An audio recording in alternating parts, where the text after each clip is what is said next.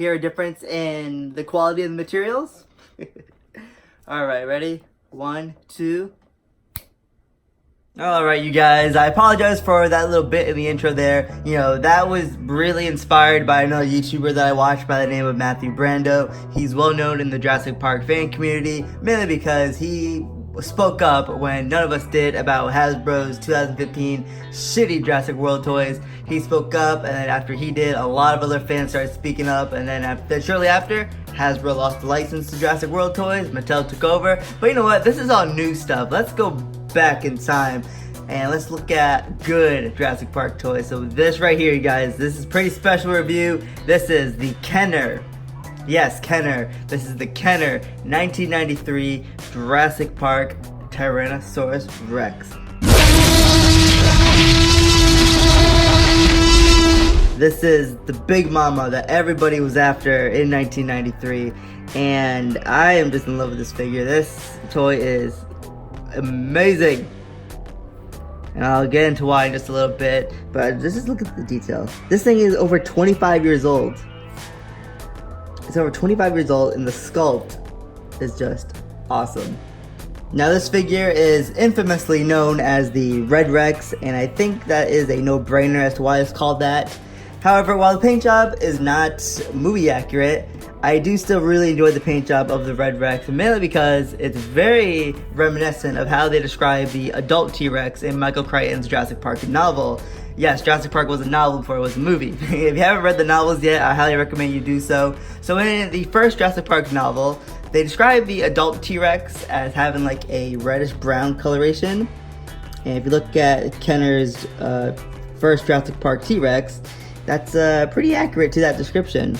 So I do actually really like that. KENNER actually took a few inspirations from the novel. Like, you know, KENNER came out with the young T-Rex toy, and well, there was a juvenile T-Rex in Michael Crichton's first Jurassic Park novel. So yeah, I see the similarities there. Yeah. So that's pretty awesome. I think it's real cool that they took inspiration from the Jurassic Park novel. You know, I think that is a good thing because Jurassic Park, you know, the novel is where it all started. So to give it some respect like that, okay in my book. Alright, now let's get to the best part about this figure. Not only is the sculpt really great, you know, because this figure, it was modeled after one of the Stan Winston maquettes. However, the best part about this figure is, of course, that it is all rubber.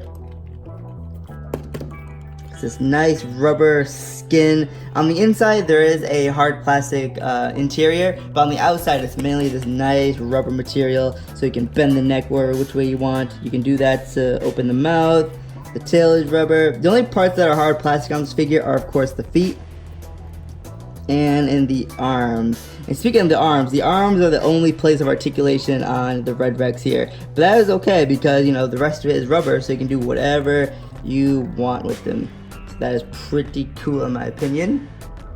So this toy actually used to have a few different little gimmicks and electronics to it. I say used to because, well, it's actually broken now on my figure. I knew that in advance though. I knew that before I bought it because I talked with the seller. They told me that, you know, the electronics don't work. If you were to try to put a battery in, it would just make like this staticky sound and it won't stop. And I was also informed about the spring mechanism right here being broken. So I knew that in advance, but I didn't really, to be honest, having the electronics and the gimmicks not work doesn't bug me because I really bought this figure for display purposes and so I can feel the nice rubbery skin again. But basically, this figure used to have electronics. If you were to move it up and down like that, it would make a stomping sound effect. And if you were to push on the spring mechanism here, the figure would open its jaws and it would make a roar. But that's now broken now on my figure. But like I said, I don't really mind it. There are several different reviews on YouTube that still show the Red Rex's gimmicks and electronics. So you guys can check those out. But on mine, it's broken. So you're not going to see that here. But seriously, I just love the detail on this Red Rex. You have all the little skin folds right here, sculpted in, all the little head skin bumps and stuff, and then the face are all in there. Even on this side as well. The tongue in there. Even the tongue has detail on it, look at that. This thing is just incredible. One thing to be aware of though, if you're looking to buy a Red Rex, a lot of them are going to have this little bend in the tail. That's because when this figure came out, it came in a box. It came in a beautiful box actually. It's a shame I don't have the box, but that would have been too much money. Basically, the figure was so big, it couldn't really fit inside its box, so the tail was bent inside the box. And so a lot of Red Rexes have this kink in the tail. You can get this out, however, if you take a hairdryer to it or some warm running water and just try to like massage the rubber out. You can try to get that kink out. I have yet to try to do that yet, mainly because, well, my Red Rex stands by balancing on its tail. Just for fun here, let me go ahead and take out my Kenner Velociraptor. This is the one that came out in 1997 for Kenner's Lost World toy line.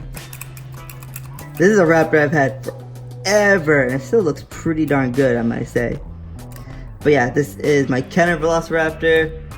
Are they realistic to scale? Maybe the raptor is a little bit too big. Let's see, let's put it in its mouth.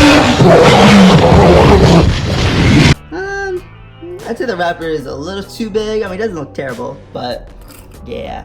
One thing that I really liked about Kenner is that they always stayed true to like whatever was on the screen. So in Jurassic Park, the first movie, there was one adult T-Rex. So Kenner only made one adult T-Rex toy. In The Lost World, there's 2 adult T-Rexes. So Kenner made 2 adult T-Rex toys, you know, the Thrasher and the Bull. And then Jurassic Park 3 started doing their own thing because Hasbro took it over. Then Jurassic World, we're not even going to talk about that.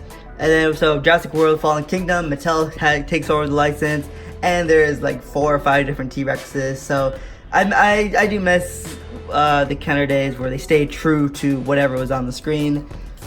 Speaking of Mattel, should we compare it to some Mattel Rexes? Actually, before we do that, here is a Mattel Velociraptor. This is a raptor I actually do like. This is like one of my favorite raptors now. This is the jumping one, even though I could barely get it to jump. But how is that for scale? I mean, that looks a little bit better because this raptor is smaller than the Kenner raptor. So here's the Red Rex with Mattel's Thrash and Throw T-Rex. And Red Rex only stands taller because it's mostly balancing on its tail. But other than that, you know, Mattel has the sculpt down. The sculpt looks beautiful. The sculpt is a little bit better than the Red Rex's sculpt. Like, you just tell in the face that's definitely Jurassic Park's T-Rex. It's just, come on. The quality. And look, I could barely get Thrash and Throw. The only reason why I was standing because I had to turn the feet in. That's the only reason why the thing was standing. But yeah, I mean, look, come on. We need Kenner quality. And then right here we have the Bite and Fight T-Rex, and this one stands a little bit easier, but it's actually standing on its tippy toes. I don't know how well you guys can see that. But again, you know, the sculpt of the Mattel toys, it's there. The detail is real nice, but however, it's just the plastic quality. To be fair, the Bite and Fight is a little bit thicker than the Thrash and Throw in terms of plastic, but I just hate the Thrash and Throw gimmick. I think it's so stupid how it bites to the side, and come on, you could have easily made this a rubber T-Rex, a real feel T-Rex. Like, come on, you could have easily done that. But instead, we're left with plastic. It's like the design, the sculpting is there, but it's just the execution is not, in the words of Matthew Brando, so he says. But yeah, like, I've seen several people just like jump on the bandwagon and say that, oh, Mattel is better than Kenner. But in all honesty, I just don't agree with that. Like, okay, yes, Mattel's sculpting, like the sculpting, the detail, like you saw their T-Rexes, like the detail and stuff is real nice, but it's just like the quality and the durability of their toys, I don't think really matches up to Kenner at all. Like, this thing is over 25 years old, okay? This was back in 1993. This figure still looks pretty darn good to this day. It's rubber, so you can do whatever you want with it, slap it around, move it whatever way you want. Like, you can do anything with it because it's rubber. You cannot do that with a Mattel T-Rex. If you try to, it would break because it's plastic, so it would break, it would crack, it would shatter probably. It's just, quality just isn't there with Mattel. The figures look real nice, but it's just, I don't know how well they would last in terms of durability. And plus, gonna go on a little bit of a rant here.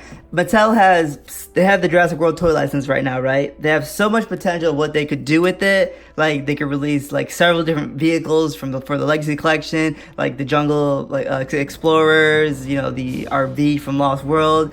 Mattel has all this potential, yet they're not really doing much with it. Like, they're just coming out with more dinosaurs. Hardly any human characters, no playsets, and it's just kind of annoying.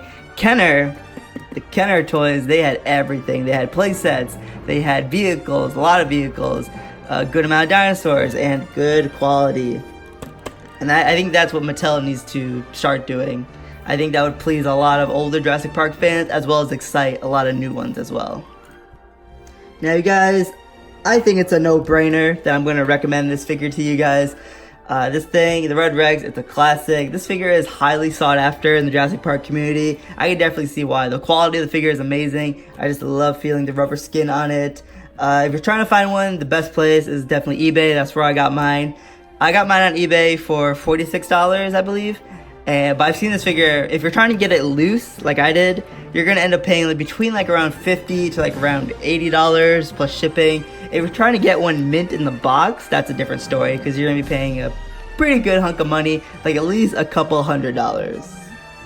But if you're a hardcore collector, that doesn't mean nothing to you, then go right ahead, because the box this figure comes in was beautiful. But me, I just wanted to relive the Kenner days, so that's why I got one loose.